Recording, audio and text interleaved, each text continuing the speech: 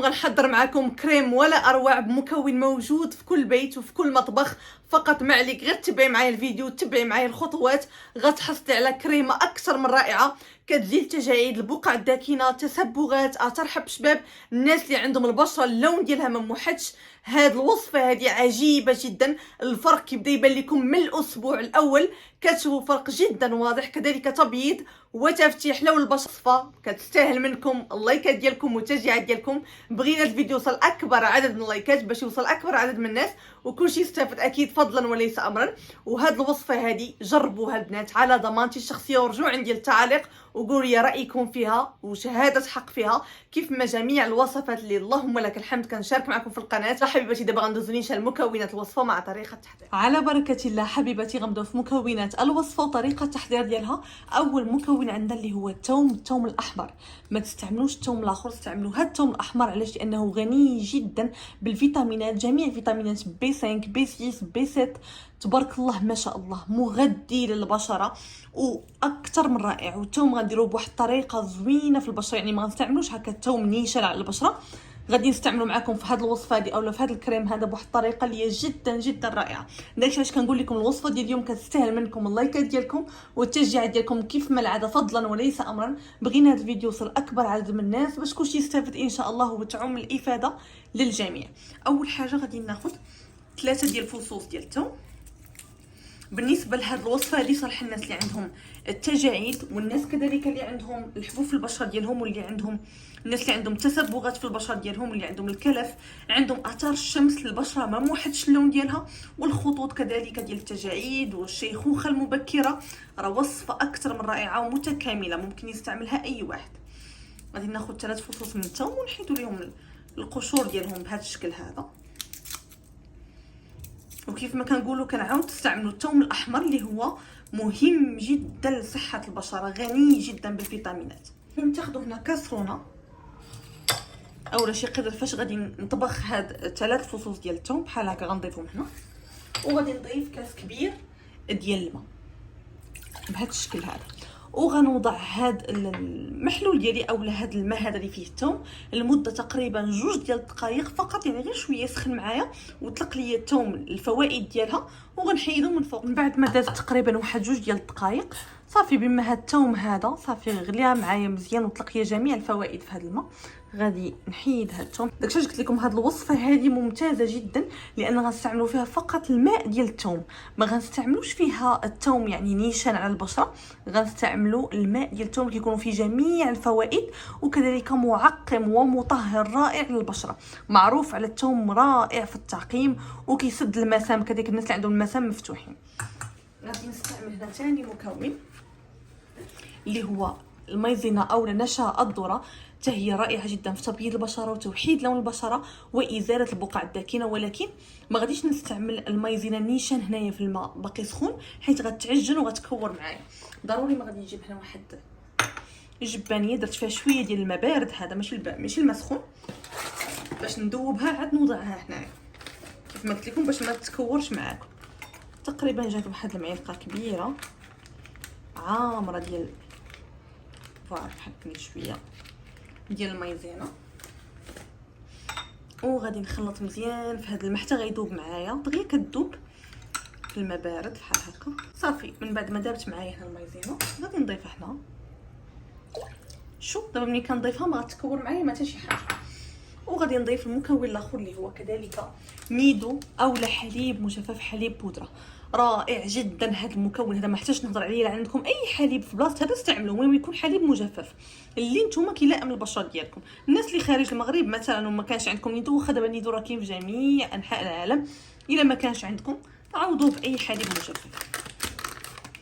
غنستعمل هنا معلقه كبيره بحال هكا عامره. انا بكثرت ما كنستعمل نيدو هانتوما راه دغيا كيسالي ليا حيت كنستعملو بزاف بزاف بزاف في الوصفات، راه ما شاء الله اي وصفه كندير فيها نيدو. وغادي نخلطو مزيان الخليط ديالنا بحال هكا صافي. ودابا غنوضعو فوق نار مهيله مع التحريك المستمر. الا خفلتوا عليه غير 2 ديال الدقائق غادي يتكور معكم ويتحرق معكم الوصفه كامله. ديك النشا الذره ونيدو كيهبطوا لتحت وكيحرقوا لنا لتحت، يعني ما كتستافدوش من الوصفه نهائيا. ضروري بحال هكا مع التحريك المستمر حتى غادي نحصل على كريمه ونرجع معكم. فوالا حبيباتي، من بعد ما طبخت مزيان داك الماء مع النشا ونيدو كنحصل على خليط اللي كيكون ثقيل وعاقد معنا بحال هكا، بحال شي كريمه بهاد الطريقه هذه. صافي. وكنطفي عليه النار دغيا كيختار معاكم دغيا بسرعه كبيره. وعيد ما نستعملوش هو سخون، ضروري نستناو شويه تيبرد. غادي نستعمل هنايا الالوي فيرا او جيل الصبار. ديما النشا الذره معمره ليا الحاله كامله. شوف بالنسبه لجيل الالوي فيرا الا بغيتو تستعملوه كيبقى اختياري، ممتاز جدا. الناس اللي عندهم تجاعيد في البشره وفي العينين، خطوط ديال التجاعيد، استعملوا الالوي فيرا، ممتازه وكتعطي ترطيب عميق للبشره. بالمناسبه الناس اللي كيبغيوش رائحه الثوم، راه فهاد الوصفه هذه كتقتل داك الجهد ديال الثومه، لان غنستعملوا فقط داك الماء ديال الثومه مع النشا مع بزاف ديال المكونات اللي غنزيدهم. ما كتبقاش الرائحه بزاف نهائيا، يعني كونوا هانيين. والوصفه راه ماشي غنخليوها في البشره ديالنا، غنستعملوها واحد المده وغنغسلوها. غادي نستعمل الزيوت. مرحله الزيوت مرحله اختياريه. استعملوا زيت الزيتون، زيت ارغان، استعملوا كذلك مثلا زيت الورد، زيت اللوز الحلو، زيت اللوز المر، اي زيت عندكم، ماشي بالضروره هاد الزيوت اللي عندي. انا عندي زيت الورد غنستعمل منه شويه، لان زيت الورد غادي يخلي ريحه زوينه في الوصفه وغيقتل لي داك الجهد ديال الثومه. فوالا بهذا الشكل، واحد المعلقه صغيره. وغنستعمل كذلك زيت اللوز اللي غيعطيني ترطيب عميق جدا للبشره. والناس اللي عندهم بشره اللي هي دهنيه بزاف بلا ما تستعملوا الزيوت نهائيا، استعملوا الوصفه كيف ما هي بدون زيوت. فوالا، وهي الكريمه ديالي واجده. فقط دابا معلها غير تبرد واحد شويه باش نوريكم طريقه الاستعمال ديالها. وغنوضعها في شي بواطه، غتجيبوا شي بواطه ولا شي حاجه فين غتوضعوا هاد الوصفه. هاد الوصفه كتصبر معكم تقريبا لمده اسبوع في الثلاجه. ديروها في الباب ديال الثلاجه كتصبر مده اسبوع ما عندها ما يطرى عليها نهائيا. استعملوا هاد الوصفه اليدين ديالكم، العنق ديالكم، الوجه ديالكم، فين ما بغيتوا. فوالا، وهنا حضرت كريم اكثر من رائع. دابا فقط نتسناه يبرد باش نطبقو قدامكم على اليدين ديالي ونوريكم طريقه الاستعمال. هي جدا حبيباتي، من بعد ما الكريم كيبرد معكم تماما كتستعملوه على بشره اللي هي نظيفه. اول حاجه كتطبقوا هذا الكريم على البشره ديالكم بحال هكا. شو القوام ديالو كيف داير؟ قوام كريمي ودغيا كتشربوا البشره. صافي، كتخليو بحال هكا واحد الطبقه بحال هكا من الماسك لمده 10 ديال الدقائق 15 دقيقه، وتغسلوه. داوموا عليها 2 مرات 3 مرات في الاسبوع، ما كاينش مشكل.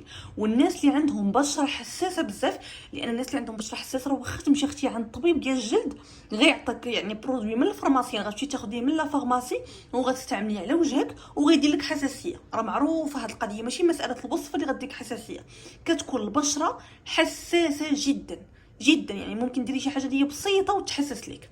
داكشي علاش استعمليها حدا الاذنين ديالك. الا ما دارت لك لا حميره لا حكه لا والو، استعمليها على كامل البشره.